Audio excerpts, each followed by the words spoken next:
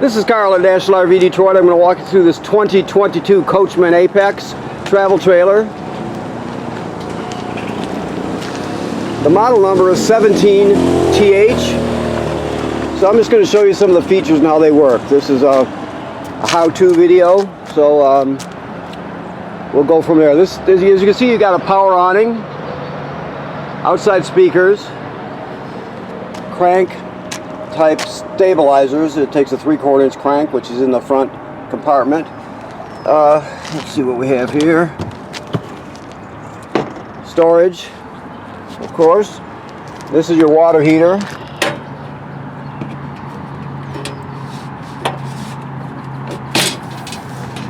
Okay, so now we're going to have switches inside the trailer. So this runs on both gas and electric.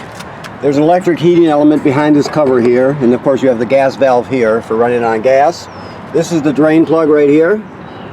So that's where you're going to drain it. So you don't want to run the water heater without water in it. So always make sure you got water in it before you run it. I mean, you're typically going to drain it. Obviously, you're going to drain it when it's winterized over the winter.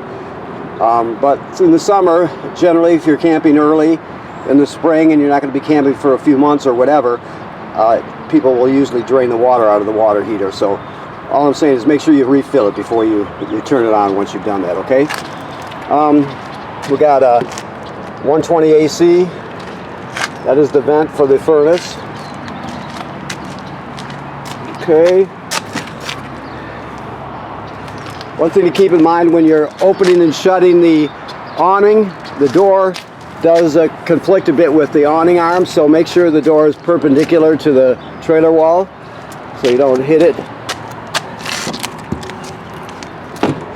If you purchase a hitch with the trailer, what you'll get is this Husky Centerline weight distribution hitch with built-in sway control. So if you purchase the hitch, that's what you'll get, and we'll show you how it operates when you pick up. Charge ports, obviously. This is a solar controller, it looks like right here. Yes, okay. Alrighty. And of course your crank is way down at the other side. You have a deep cycle marine battery, and the battery has a kill switch, which is right here, so you can shut it off if you choose to. 2 LP tanks, power tongue jack. If the power tongue jack ever fails, you can pull this plug out and use sockets to crank it manually to get yourself out of trouble. Okay. Actually, this has a crank for it right here. So this crank would fit that power tongue jack in case it fails. Okay. The most common way to get water to the trailer is the city water hookup, which is right here. You just hook up the hose, turn it on, and you're all set. If you're camping someplace without city water, you're boondocking or whatever, you can fill your fresh water tank right here. When you get to the campsite, you can use your water pump to pump it. I'll show you where the switches for the water pump are, and for the water heater, all the switches, once we get inside. So if you don't have city water where you're going, you can take water with you. That's it. And if you have city water, you don't have to think about the pump or the fresh water tank. You have an outside shower here. It's hot and cold water. And of course your dump valves, gray. Sink and shower water, black. The large one's always the black one, and that's toilet water and waste. You have a black tank flush on this trailer. So you'll dump the black tank, you'll leave the valve open. It's important to leave the valve open before you turn on the water to the flush. You don't want too much pressure to build up, okay? So you leave the valve open, then you'll turn it on, and this will spray out your black tank, clean off the sensors, that sort of thing. So if you have a working hose at the dump station, something that hasn't been run over or whatever, definitely flush it. 30 amp short cord. Okay. This is a reducer for your short cord to reduce it down to a 20 amp. And there's your dump hose kit there. Okay. I don't know if I could do this one-handed here. Let's see. Hey, did you operate this? Can I operate this one-handed? Yeah. Okay. It goes I just want to make sure. Yeah, okay. So there you have it. And you got a screen here, which is great. Keep the bugs out. Okay, let's go inside here. So you have a table here, a foldable table here. This is all your literature in here, in this packet here, and there's like remote. Escape window, which always all work the same way. Go like that. Push it all the way through, then you would grab hold of the red tab and pull the screen out to escape. Make sure if you have kids or grandkids around you, show them how to operate that. TV. Now the TV is, I don't know if this doesn't look like it locks in place, but if it was my trailer, I would put a strap on here. You just get a TV strap kit, so it doesn't flail around when you're going down the road. So you can do that if you choose to, but it's better to have it snugged up to the wall where it won't flail around, like I said. So, okay, power awning here. You can see lights. Never leave the awning out unattended. If you're not going to be at the campsite, roll it in so it doesn't get damaged by the wind. Your keys are hanging here on the sink. When it comes to your cooktop, you just light it with a lighter, 2 burners. Microwave works like any other microwave. That's your furnace, your LP furnace, and the thermostat is right here.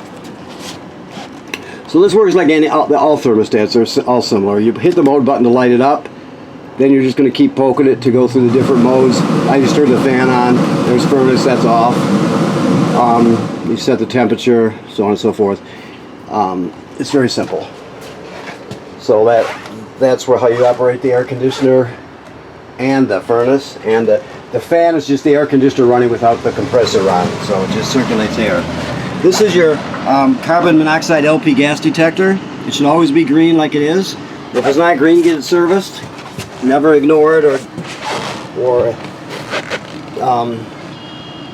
just if there's an issue with it, replace it. It's not expensive and it's very important. Okay. You also can push the button and to have a sound. It'll test the sound on it, and that's another way to test it. So you look for the green light, and occasionally you can push the button to make sure everything's okay. This is your power converter here. So this is the 120 AC section. You have 120 AC circuit breakers here, and they're all labeled. Then the power is converted to 12 volt DC here, and you've got 12 volt fuses and a couple breakers here.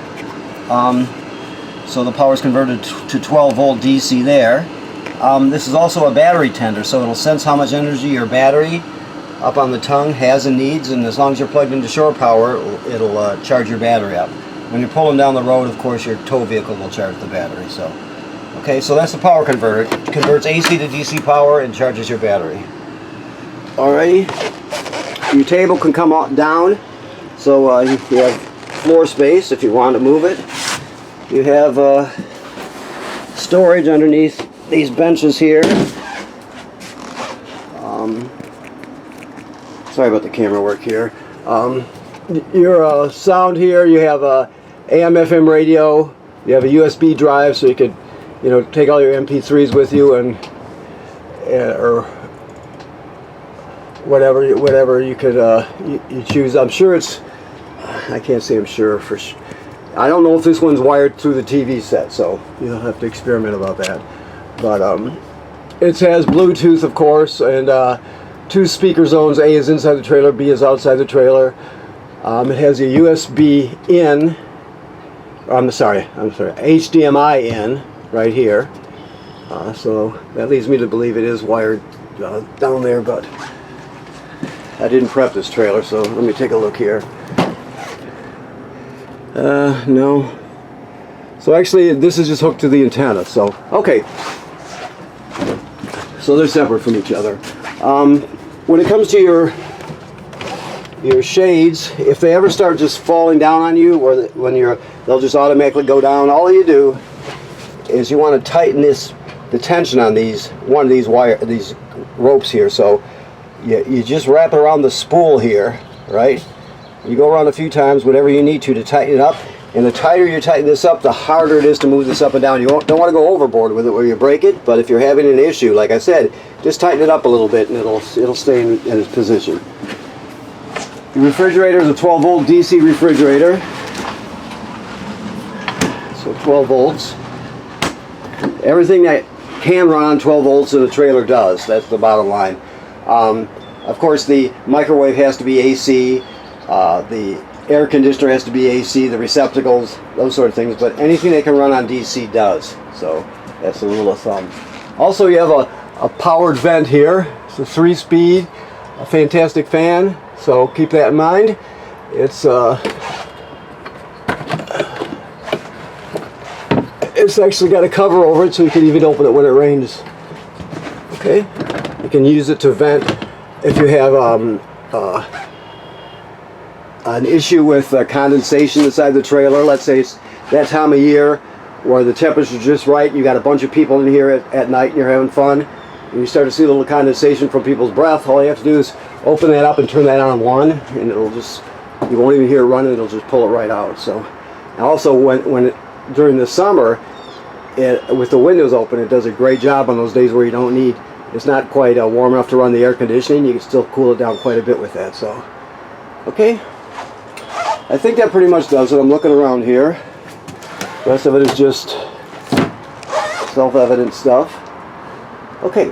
Alright, so I want to thank you for purchasing your trailer at National RV Detroit.